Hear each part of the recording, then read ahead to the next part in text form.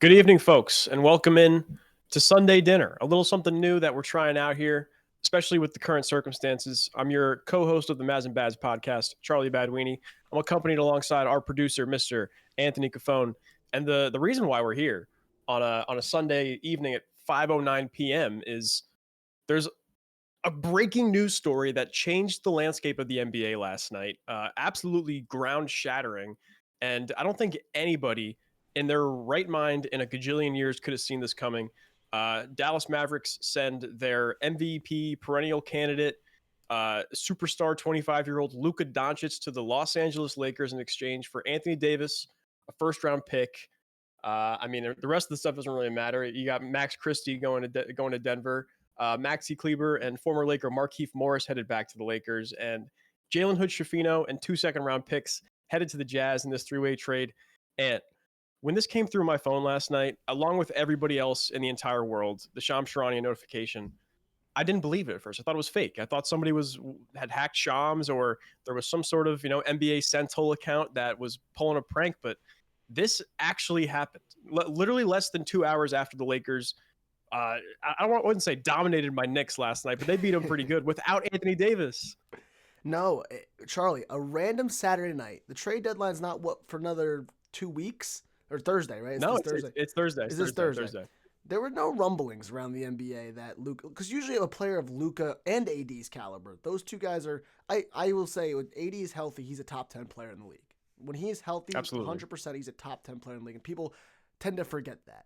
Luka Doncic, without a question, is a top 5 player in the NBA. When players of that caliber are to be traded, it's news for weeks leading up to the trade. Where is this person going to go? What's going to happen? What destinations? What works? Where's the money going to work out? There were no rumblings. Nobody heard a single peep. It's just on a random Saturday night, boom, blockbuster, right in the middle of the season. And I think part of me is a little like, the NBA hasn't had any big storylines this year, right? Like, it's kind of been dead in the water. Ratings have been down.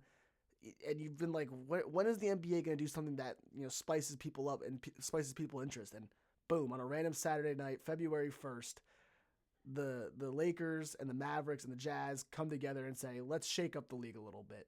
Send Luka to LA to pair him up with the GOAT, LeBron.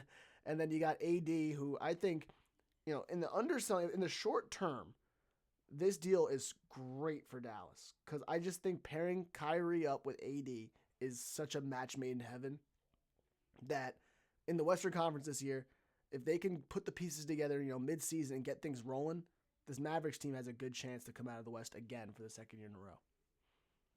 I mean, definitely. I don't think anyone's going to deny that a Kyrie and Anthony Davis pairing is great. I mean, they're definitely going to win some games, make the playoffs. Maybe win a series or two. We'll see. I mean, like you said, Ant, if they get the right matchups, they make another acquisition or two before the deadline on Thursday. Yeah, maybe they come out of the West again. But I think the craziest part about all of this and this whole thing is the fact that it's been reported by multiple outlets, multiple reporters, that the Lakers didn't engage the Mavericks on this. The Mavericks engaged the Lakers. They're the ones who wanted out of the Luka Doncic business. They're the ones who wanted to move off of him. This wasn't the Lakers saying, "Hey, how can we pry Luka off you?" This was the Mavericks wanting to get away from a guy who, at 25 years old, has only once missed an All-NBA team, and just not single-handedly, but of course, almost, you could say, make the case, carried a team to the finals last year and lost to the super team over in Boston. You know what I mean? This isn't just so, like, to put this into perspective, when I was thinking about this last night, it's like, if I'm the general manager of the Dallas Mavericks, who would I trade Luka Doncic for? I came up with like 3 players: Wemby, Shai Gilgeous-Alexander, and like, you could maybe talk me into trading him for Giannis. Jokic? That's real. Jokic. We'll make it 4. That's really it. And the fact that they were able to be comfortable moving off of this potentially all-time NBA player. Luka has a chance to go down as a top 15, maybe even top 10, depending on how many championships he wins. NBA player, and you move off him for a 31-year-old Anthony Davis, who is still a good basketball player. That gets lost in a lot of this. Anthony Davis is great. But for your Luka Doncic, your 25-year-old 30-plus point per game scorer year by year, I don't see how anyone could walk away with this without thinking that the Lakers absolutely fleeced the Mavericks in this trade. I think they win the short term because not only are you pairing up Luka Doncic with LeBron, but now the Lakers also have, like we said, 3-4 more days to use more first-round picks that they didn't have to use to get Luka to go acquire another big or some more pieces to complement him and LeBron. And then after the LeBron era is over, because he is 40 years old, even though he just had a 30-point triple-double last night in Madison Square Garden, after the LeBron era, it's the Luka era in Los Angeles. So like, it's not like they're like slowly walking towards a full reset like we've been kind of thinking for the last few years, like Maz thought, where they're going to have to clear the books, no more LeBron, no more AD. No, this is a seamless transition into the next era of Laker basketball. The only thing that I can see that was happening with Dallas, the issues with Luka and the weight struggles and the effort at times and the injury issues now coming up in these last couple of seasons. That's the only reason where I can like fathomably think that Dallas was like, all right, let's try to move off of him. And I was talking to our fellow co-host Brandon Mrazza, who couldn't make it to the pod here tonight, and he was telling me, look at Mark Cuban. He's sold his majority stake in Dallas. He's probably going to move on to the biggest franchise that's going to be expanding in a few years.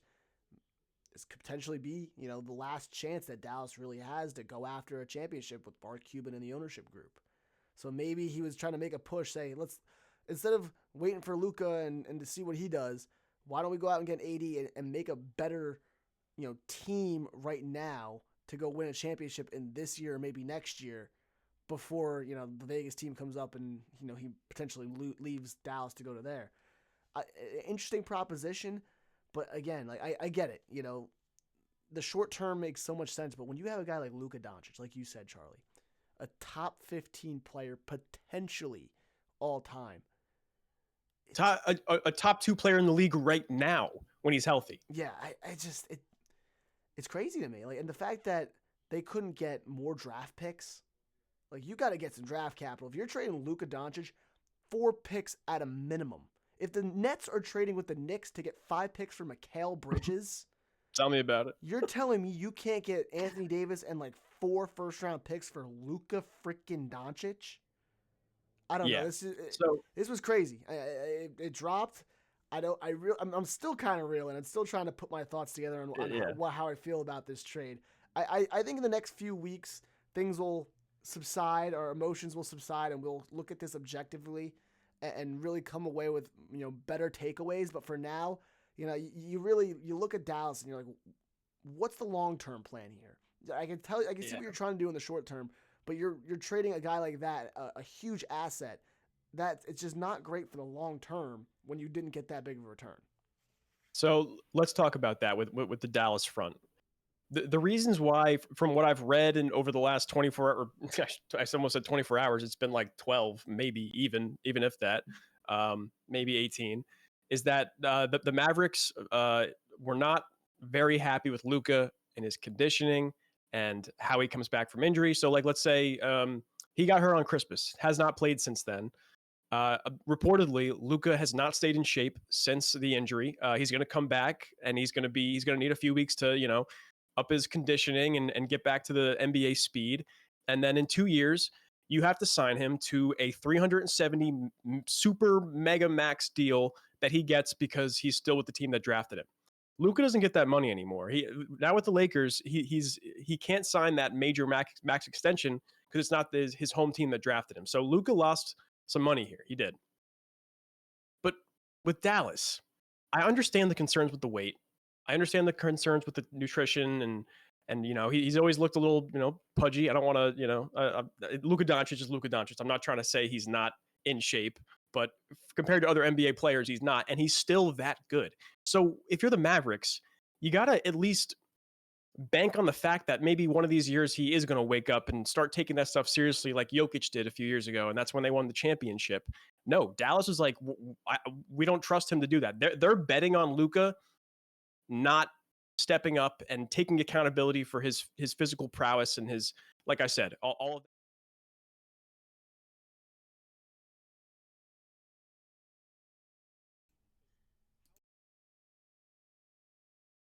like that. It's like Ryan Russillo of The Ringer said this. He could be smoking cigarettes up and down the court, right? And I would still make that trade 10 times out of 10 if I'm the Lakers. Because just because of how talented he is individually as a player. He's a seamless fit on any team. This is a guy who's averaging close to a triple-double almost every single night, right? Like I think before he got hurt, he was top 3 in MVP voting. I mean, this year the production and the shooting percentages have been down. I mean, you can't deny that. He's been shooting what? I think like 32% from 3 this year and 48 or 47% from the field. Like that's not the usual Luka we're used to.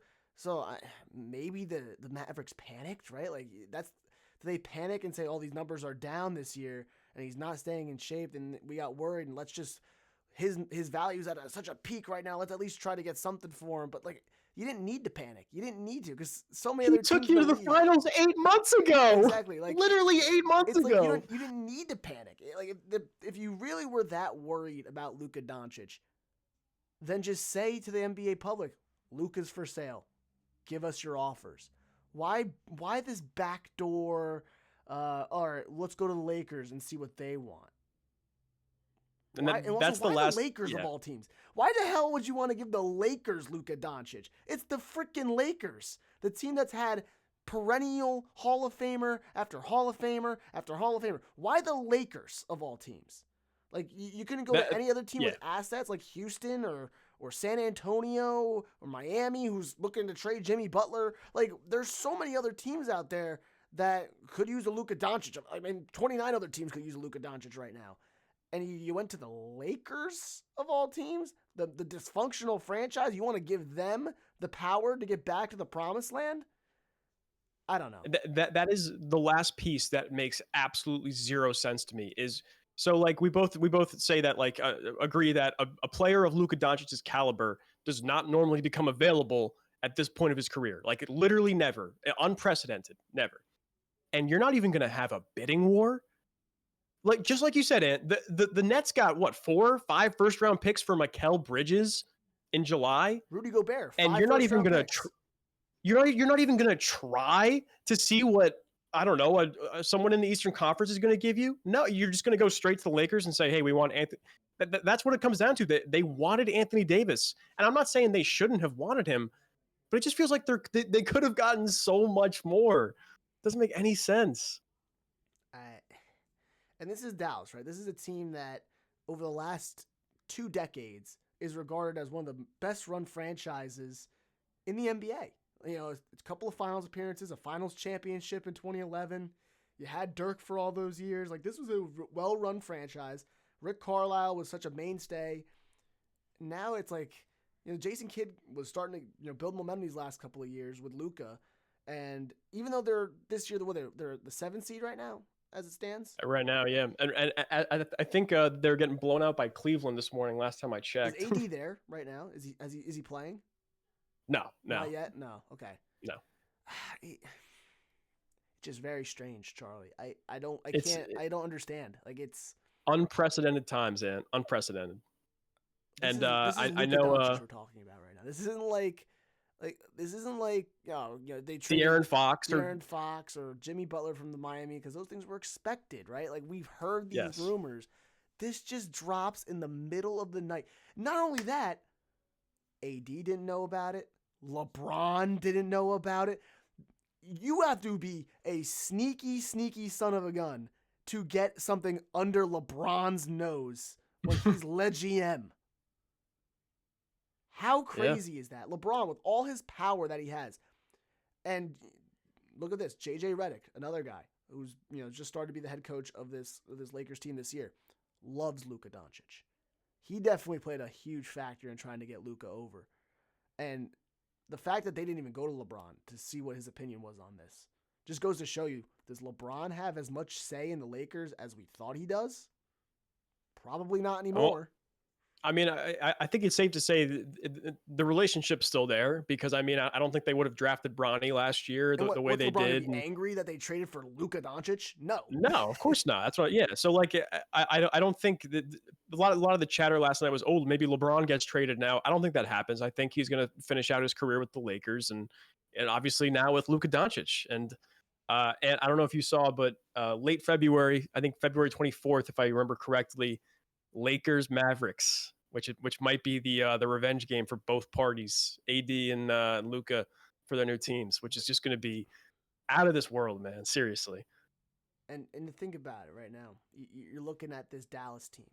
All right, I'm gonna look at Dallas just as for this season, 2025, this playoff run, the team that they have right now.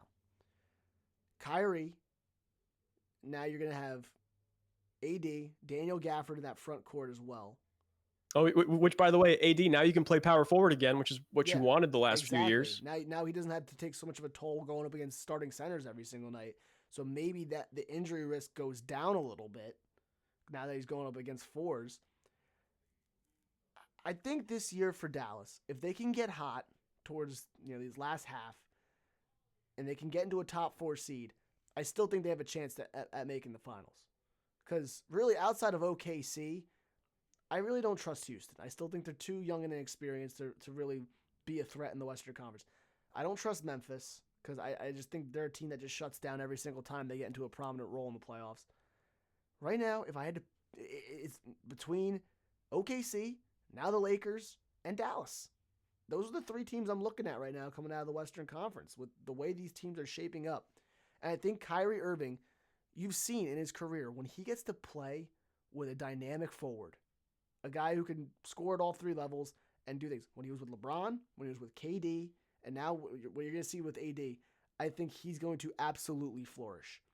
A guy who got completely hosed on being on the All-Star team this year. You can't convince me otherwise that Kyrie Irving was not an All-Star this season with the production that he was doing. He was shooting 50, 40, and 90 from the field? Those were his splits? Wow. Did not know that. Like, he's having an insane season. And now you're going to put Anthony Davis with him, who, when healthy, is a top 10 player in the NBA, and I'm going to stand by that. I think Dallas in the short term, right now, stacks up better than LA.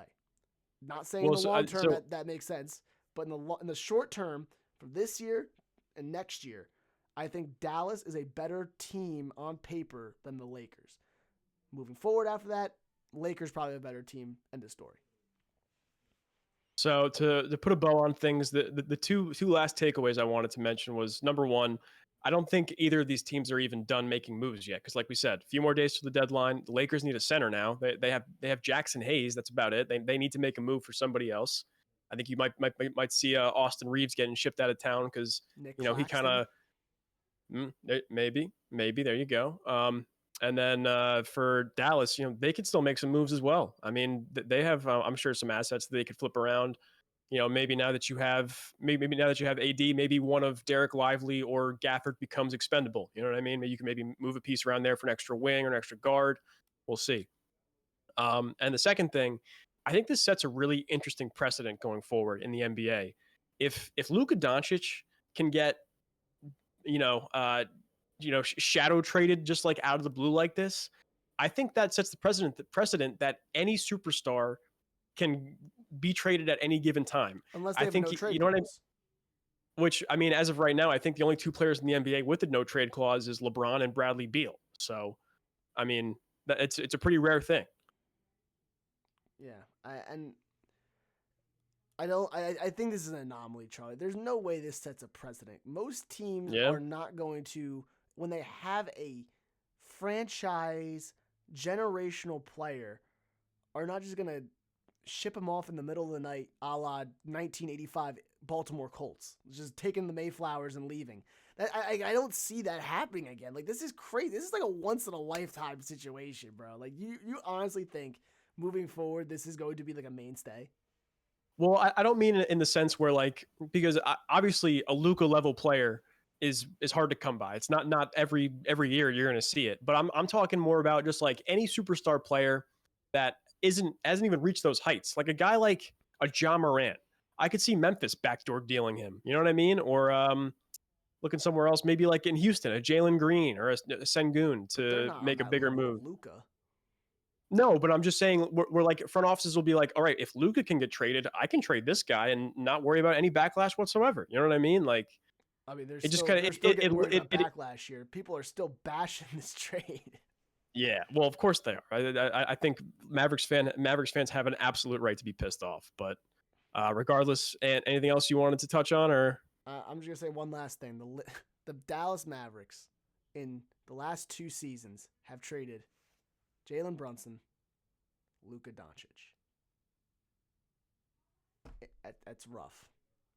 That's truly rough. that yeah, it's brutal. That's brutal. And the Knicks, they spend 30 years waiting to pounce on a superstar at the level of Luka Doncic, and the Lakers just get him for a first round pick in Anthony Davis. It's like we could have given you 5 picks over the summer that we sent to Brooklyn. Unbelievable. You're welcome. Anyway, Thank you for that. yeah, you're welcome. Anyway, that was Sunday dinner. Hopefully we will see you guys this week, of course. Again, maybe we'll do a little Thursday NBA trade deadline special. I think a lot of moves are going to come in the flurry of this after, because now the arms race is on in the Western Conference. You're going to see a lot of other teams gearing up, trying to go after a De'Aaron Fox or a Zach LaVine, Jimmy Butler. It's going to be, I think it's going to be a really good trade deadline, and they might steal some Super Bowl Radio Row headlines, like Kevin Durant to the Suns a few years ago, and if you remember that. Yep, I do remember that. Well, folks, that's going to do it for us. Check out the socials, Mads and Bads on Instagram and TikTok, and we'll see you this week.